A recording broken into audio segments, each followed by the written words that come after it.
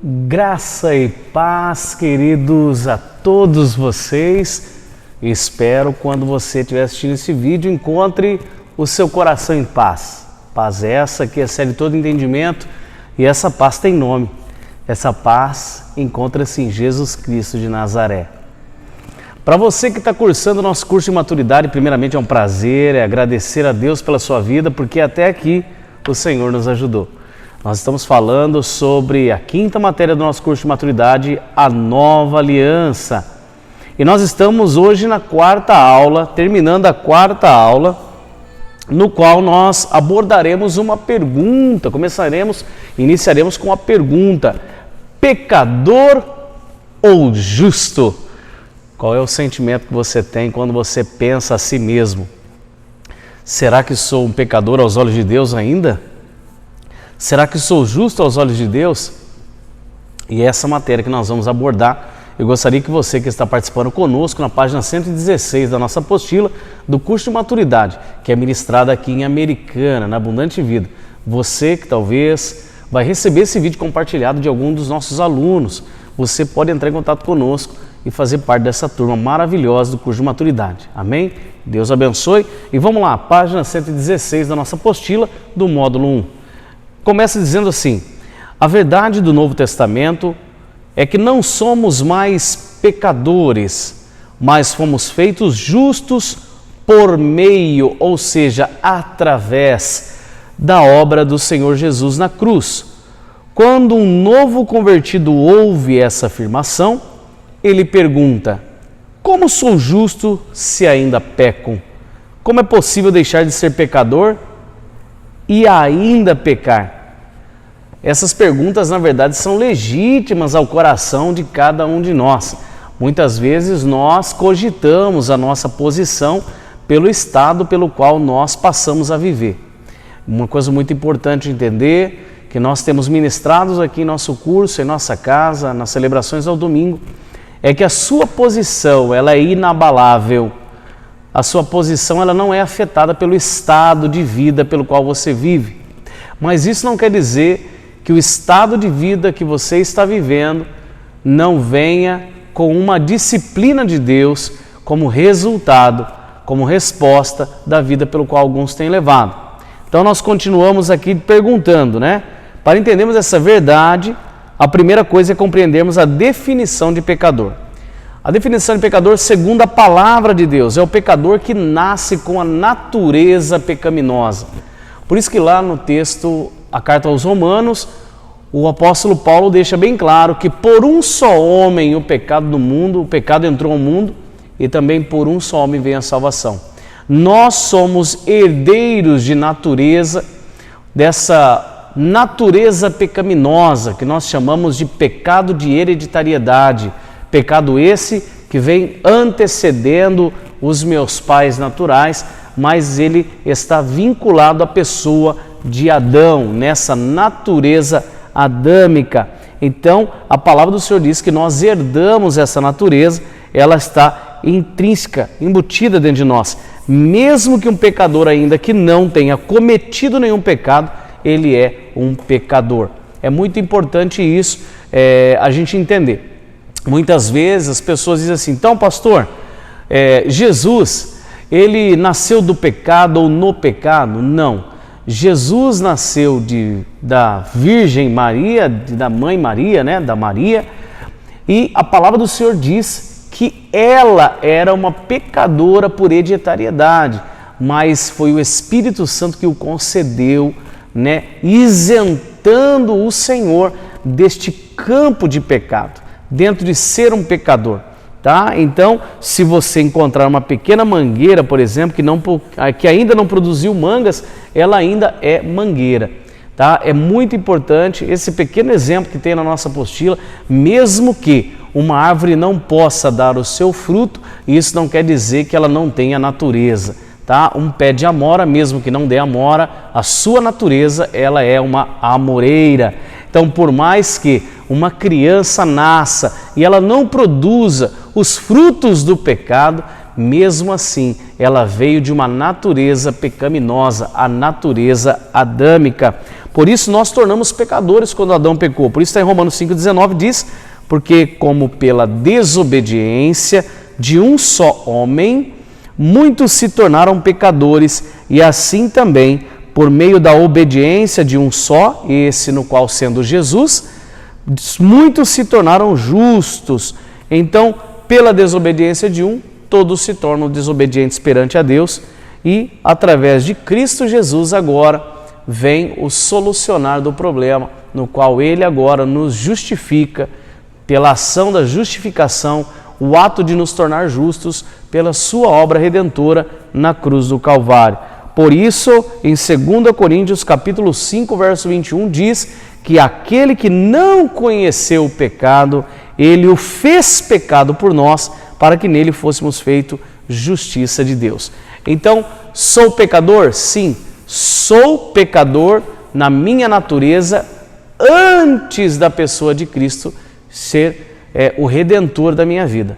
Então, você que está me ouvindo hoje, você que ainda não aceitou a Jesus, você pode estar dizendo: mas eu sou pecador? Sim, porque existe uma natureza adâmica sobre você, já esteve sobre mim, mas Jesus Cristo de Nazaré, Ele, na cruz do Calvário, pela sua obra redentora, pela crucificação, Ele veio e nos deu vida, e vida em abundância, vida essa que nos trouxe redenção, justificação e perdão perante Deus. Amém?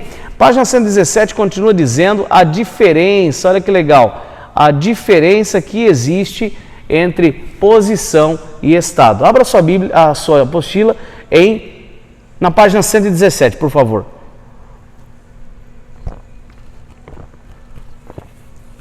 A diferença entre posição e estado. Precisamos entender que existe uma diferença entre posição e estado.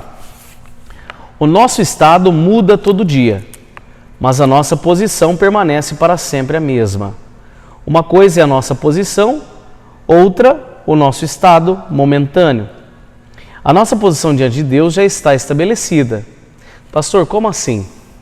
A palavra do Senhor diz em João 1,12 que todos aqueles que creram e o receberam deu o poder de se tornarem filhos de Deus. Posição essa que não pode ser tirada de você. Deus o escolheu para ser filho de Deus. Isso é uma posição essa que ninguém o tirará das mãos de Deus. Mas ele diz que o nosso estado é um estado que muda todos os dias. Muda por motivo que nós somos seres no qual vivemos dentro dessa natureza, dessa naturalidade da vida, onde a cada dia nós aprendemos a viver segundo os padrões e a posição de filhos perante o reino de Deus. E ele continua dizendo que às vezes nós nos sentimos entusiasmados, às vezes nós nos sentimos um pouco deprimidos, certa vez nós nos sentimos felizes, outrora nós nos sentimos tristes, dias que nós acordamos todo motivado, dias que nós acordamos desmotivados, e esse é o estado da nossa vida. Isso está dentro do campo das emoções, e isso a gente sabe que é uma funcionalidade da alma, como nós aprendemos no curso de maturidade da matéria 3, a transformação da alma. Então nós, como um ser, uma personalidade, o eu, que somos dotados de emoção, de sentimentos e mente, nós estamos em uma mudança constante. E essa mudança constante, ela não condiciona a mudança da minha posição. Eu sou filho e isso jamais vai mudar. Olha o que diz aqui: sempre se avalie com base em sua posição, nunca com base no seu estado momentâneo, tá? Nunca avalie sua posição com base em seu estado, mas sempre julgue seu estado com base na sua posição. É normal pensarmos assim: hoje pela manhã tive impulsos ruins e quase agredi uma pessoa, mas deixei levar por aquela tentação. Agora Deus não tem uma opinião positiva a meu respeito. Como posso agora servi-lo como liderar? Sabe, essa é uma situação muito comum, onde nós, dentro do nosso campo de entendimento do nosso estado, a gente começa a olhar para a nossa condição de vida, o estado onde você está, aquilo que você passou, E esse estado você começa a avaliar a sua condição de relação e a sua posição diante de Deus. Sabe, uma coisa muito importante para que eu e você entenda que o nosso estado, ele não muda a nossa posição.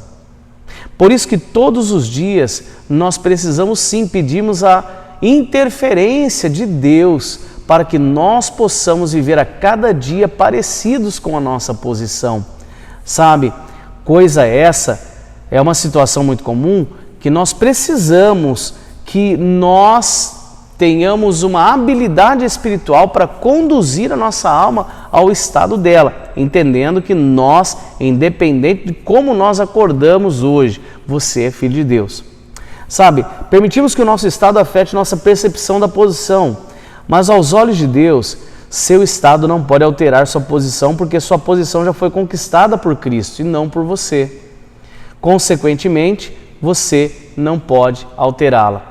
O que aqui na apostila ele está ensinando é que se você, antes de Cristo, não teve condição nenhuma de mudar o seu estado de morte para a vida, e foi por intermédio de Cristo Jesus, agora através dele, no qual nos colocou em uma posição favorável perante Deus, ou seja, amigo e filho de Deus, nós, se outrora não tínhamos condições de alterar do estado de morte para a vida, como nós agora podemos alterar a condição do amor de Deus pelo estado que vivemos?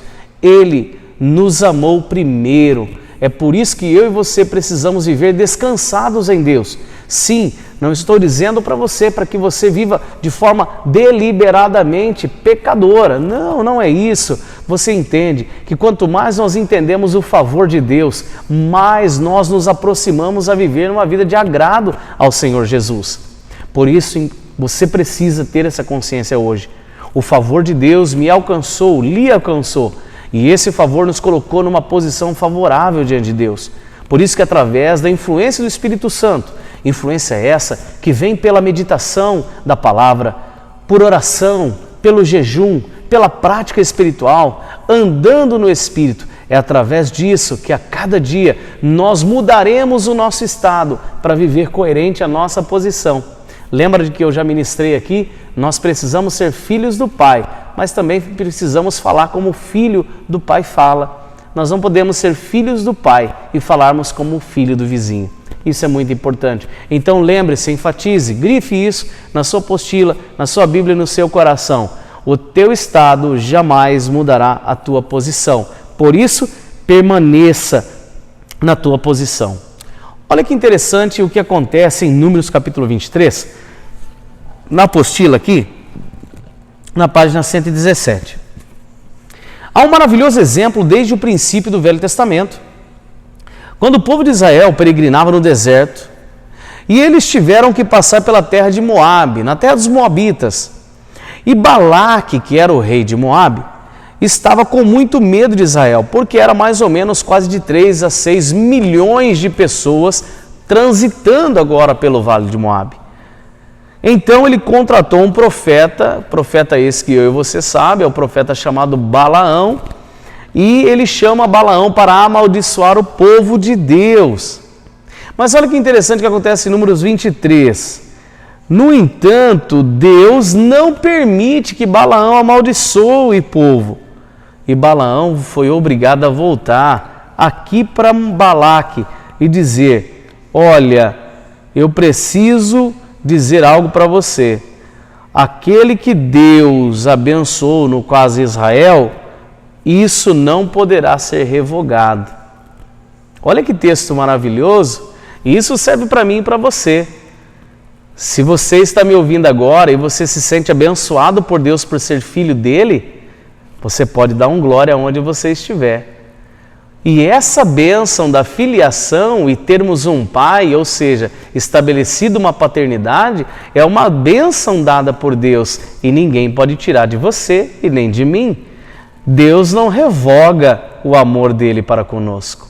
E em Números 23, olha o que diz no versículo 20 e 21. Eis que agora, para abençoar, recebi ordem. Ele abençoou, não o posso revogar. Essa é a fala de Balaão para Balaque. Não viu, olha o texto que interessante, não viu iniquidade em Jacó, nem contemplou desventura em Israel. O Senhor seu Deus está com ele, no meio dele se ouvem aclamações ao seu rei. O que eu quero enfatizar aqui para que você tenha no seu coração é a parte no qual Balaão diz para Balaque que o Senhor não viu iniquidade em Jacó.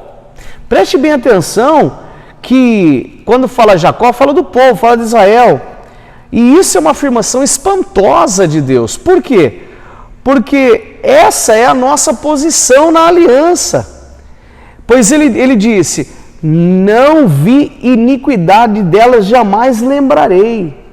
Agora, preste bem atenção nesse texto.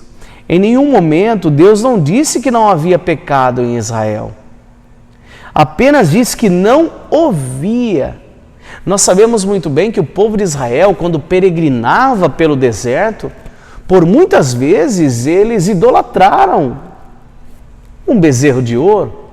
Eles desobedeceram, eles eram incrédulos muitas vezes. E isso, a visão de Deus, é pecado.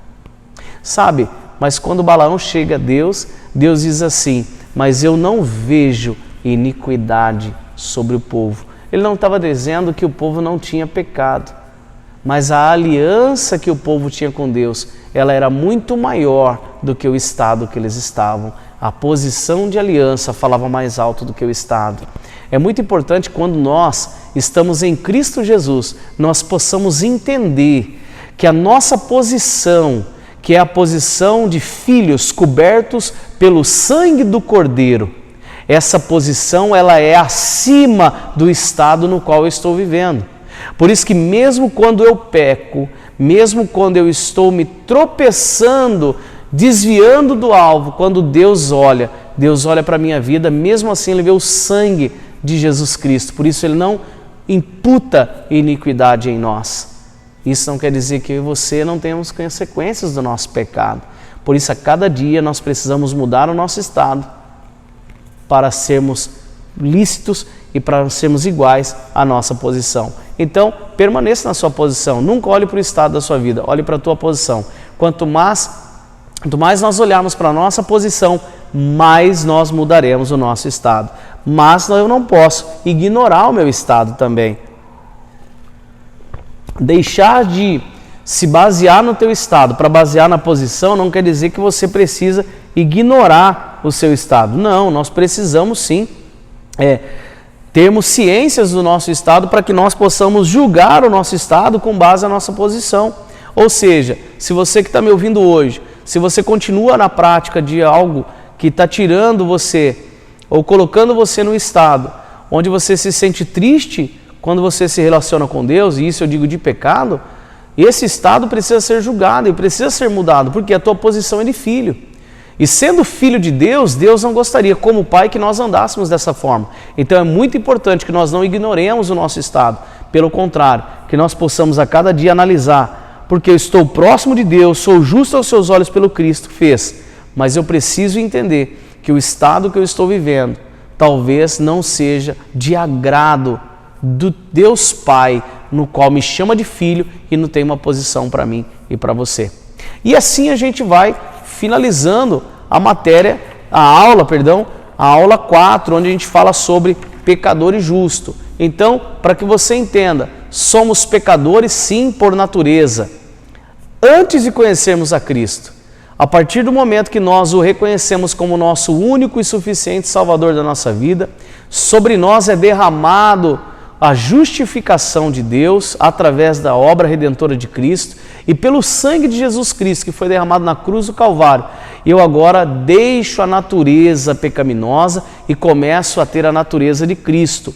Por isso que nós entendemos que pelo batismo, no qual evidencia a minha fé, nós morremos, ou seja, a natureza pecaminosa vai ficando para trás e agora nós somos vivificados, ou seja, eu vivo novamente agora em Cristo Jesus, sendo Ele, como diz em Efésios 4, o cabeça da nossa vida.